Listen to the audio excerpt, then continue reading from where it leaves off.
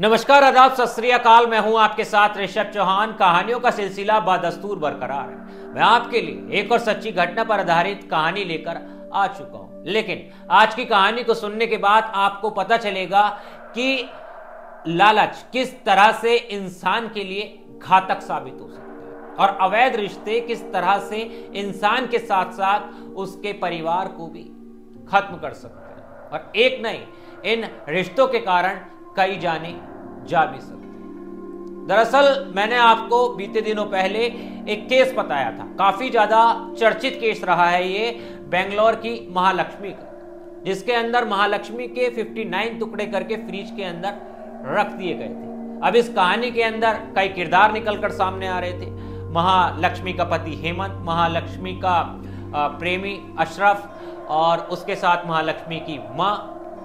कई इसके अंदर किरदार थे, लेकिन एक ऐसा किरदार था जिस पर सवाल बना हुआ था, जिसका नाम सामने नहीं आया था। पुलिस को उस पर पूरा शक था, लेकिन पुलिस ने उसका नाम नहीं बताया था और पुलिस उस तक पहुंचने की कोशिश कर रही थी। मगर इस कहानी में, इस केस में अब कई खुलासे हुए, कई राज खुले और इन खुलासों और राजों को जानने के बाद आप भी हैरान हो जाओगे कि इस कलयुगी दौर में इंसान किस तरह से अपने जीवन को बर्बाद कर लेता है, वो भी चंद पैसों के कारण, अवैध रिश्तों के कारण। दरअसल अब इस कहानी को शुरू करते हैं और इस कहानी को पूरा विस्तार से समझने के लिए, यानी आप पूरा केस समझ पाए, पूरी कहानी समझ पाए, तो मैं शॉर्ट में पूरा मामला बता देता हूं जो कि अब तक इस कहानी के अंदर हुआ था। फिर आगे के मामले पर बात करेंगे जो इस कहानी के अंदर खुलासे हुए।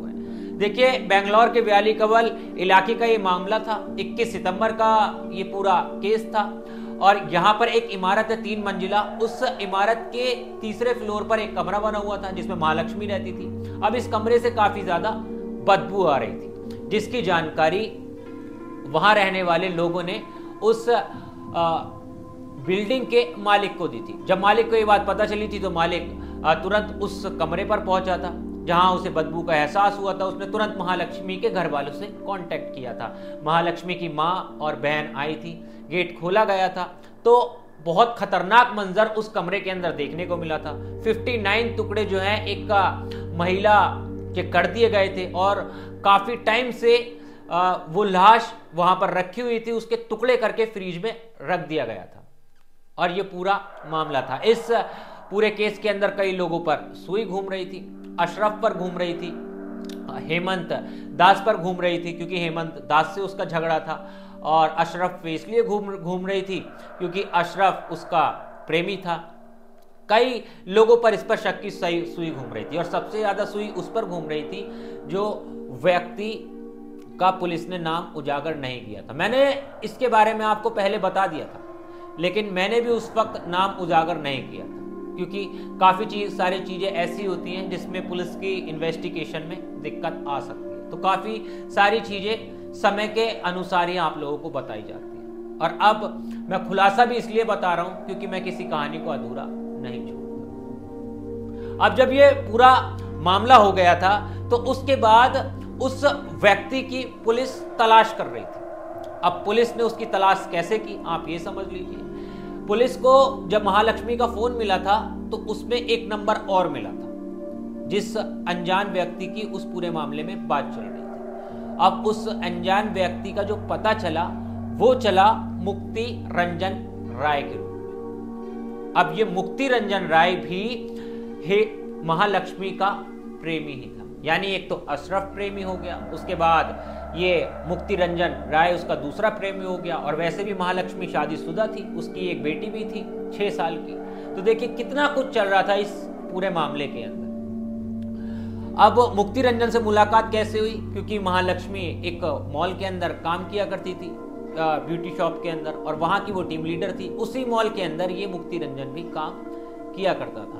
अब जब पुलिस को इसके नंबर के बारे में पता चला, पुलिस ने सारी जानकारी निकाली। जानकारी निकलने के बाद पुलिस की एक टीम जो है वो भी मॉल पहुंच गई। मॉल पहुंचने के बाद वहां के ऑनर से बात की गई, सारे कर्मचारियों को अगले दिन एक ही समय पर बुलाया गया।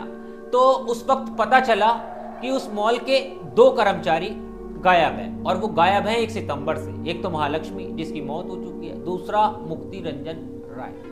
अब मुक्ति रंजन राय की जो कॉल ट्रेसिंग की गई थी तो वो 2 और 3 सितंबर की उसी इलाके में की गई थी जहां महालक्ष्मी का घर था, यानी जहां पे वो रहती थी वैली कबल इलाके में बेंगलोर के।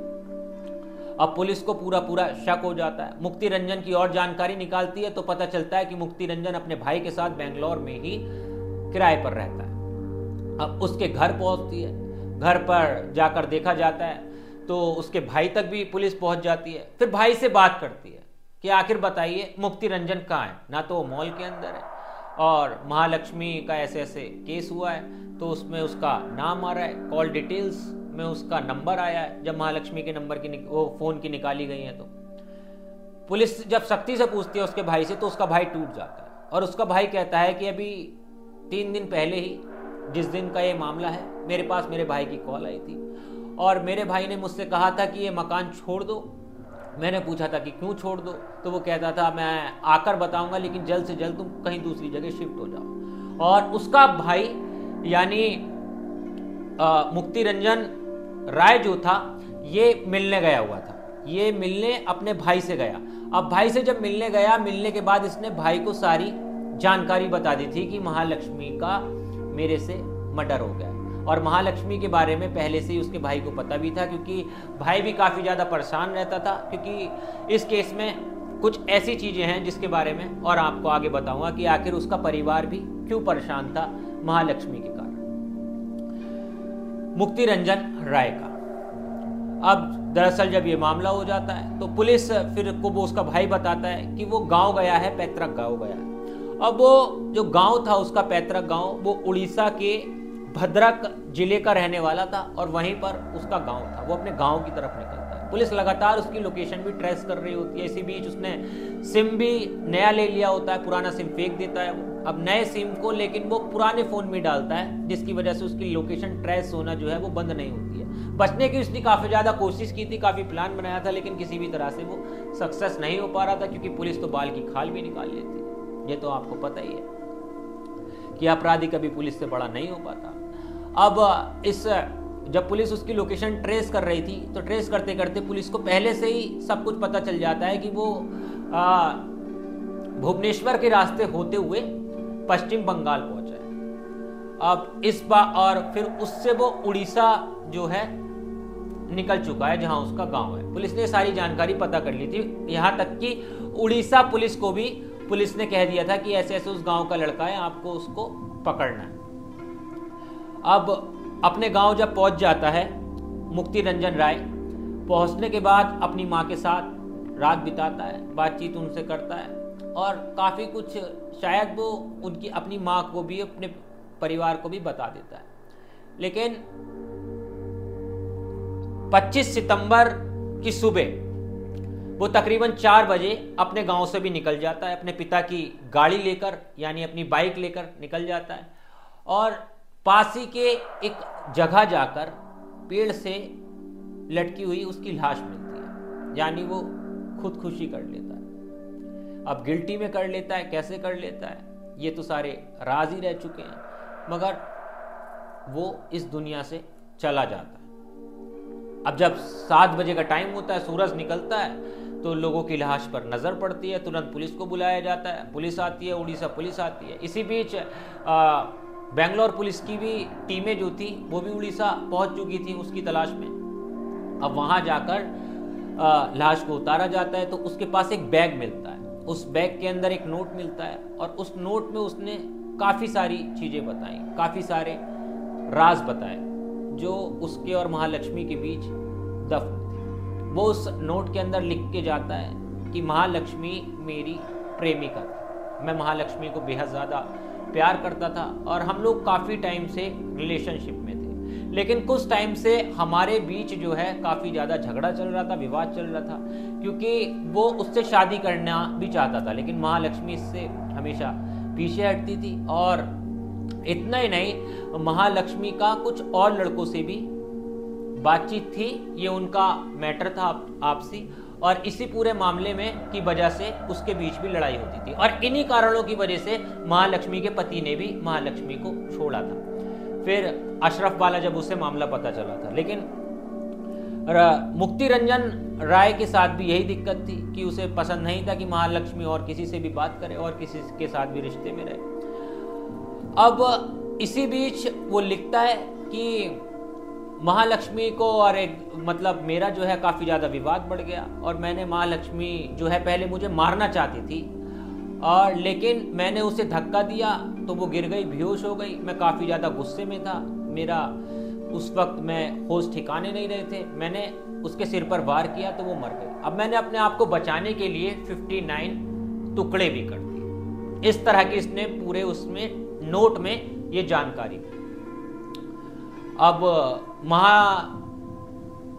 मुक्ति रंजन राय की माँ से भी पुलिस ने मुलाकात की, माँ के भी बयान लिए। तो माँ का कहना था कि हम काफ़ी ज़्यादा परेशान थे और हमारा बेटा भी काफ़ी ज़्यादा परेशान था महालक्ष्मी से इसलिए परेशान था क्योंकि महालक्ष्मी पर वो काफ़ी ज़्यादा पैसे खर्च कर चुका था। तकरीबन भाई के मुताबिक तो ये जानकारी निकलकर सामने आई कि वो 7 लाख रुपए महालक्ष्मी को दे चुका था और अपनी आधी से ज़्यादा तनख्वाह वो महालक्ष्मी के ऊपर ही खर्च कर दिया करता था, जिसके कारण उसके परिवार को भी काफ़ी ज़्यादा दिक्कत होती थी। वो अपने परिवार में भी पैसा नहीं दे पाता था क्योंकि महालक्ष्मी उससे काफ़ी ज़्यादा डिमांड करती थी, काफ़ी तोहफों की चाह रखती थी क्योंकि महालक्ष्मी के अंदर लालच काफ़ी था। ये उसके मुताबिक जो नोट के मुताबिक बातें हैं मैं आपको सारी बता रहा हूँ। अब ये केस एक तरह से खत्म हो चुका है क्योंकि दोनों लोगों की मौत हो चुकी है। महालक्ष्मी पहले मर गई थी, अब जिसने मारा वो अब पुलिस को पेड़ से टंगा हुआ मिल चुका है। लेकिन इस केस में अभी भी कई राज दफन हो चुके हैं। दफन ऐसे हुए हैं, क्या जिसकी लाश मिली है उसे किसी ने मार के तो नहीं टांग दिया, या जिस वक्त महालक्ष्मी का कत्ल हुआ उस वक्त वो अकेला था या और लोग भी थे, और वो और कौन कौन लोग हो सकते हैं जिनकी वजह से महालक्ष्मी और उसके बीच विवाद हुआ था। वैसे इस केस में कई लोगों से बातचीत हुई है लेकिन उन्हें पुलिस ने क्लीन चिट दे दी है। मगर ये कहानी, इस खुलासे को जानने के बाद सिर्फ मैं आपसे यही कहूंगा कि देखिए किस तरह से अवैध रिश्ते और पैसों का लालच इंसान के जीवन को खत्म कर देता है, साथ ही साथ उसके परिवार को भी खत्म कर देता है। अब परिवार इसमें कैसे खत्म हुआ? अब महालक्ष्मी मर गई तो उसका पति, उसकी जो बेटी थी 6 साल की बेटी थी, वो किस तरह से बिना माँ के अपना जीवन काटेगी अब जिंदगी भर, क्योंकि महालक्ष्मी ने जो किया इस कलंक के साथ भी कहीं ना कहीं उसे जीना पड़ेगा। आने वाले टाइम में जब वो बड़ी होगी तो उसे पता चलेगा कि किस तरह से उसकी माँ ने गलत किया था। और इसी के साथ साथ उसे, उसके अलावा उस परिवार को जिनका बेटा मुक्ति रंजन राय था, उसकी बूढ़ी माँ और उसके पिता पर क्या गुजरेगी। तो ये सारी चीजें इस पूरी कहानी को सुनने के बाद सोचने वाली है। खैर, इस पूरे मामले पर, इस कहानी पर आप क्या कहना चाहोगे एक बार कमेंट में जरूर बताना। और आप कहां से मेरी कहानी सुन रहे हो, कहां के रहने वाले हो, किस डिस्ट्रिक्ट से आप ये वीडियो देख रहे हो, ये भी जरूर बताना, क्योंकि मैं आप लोगों के साथ जुड़कर आप लोगों का भी नाम अपनी अगली वीडियो में लेकर आऊंगा। खैर, मिलता हूं आपसे किसी और वीडियो में। जय हिंद।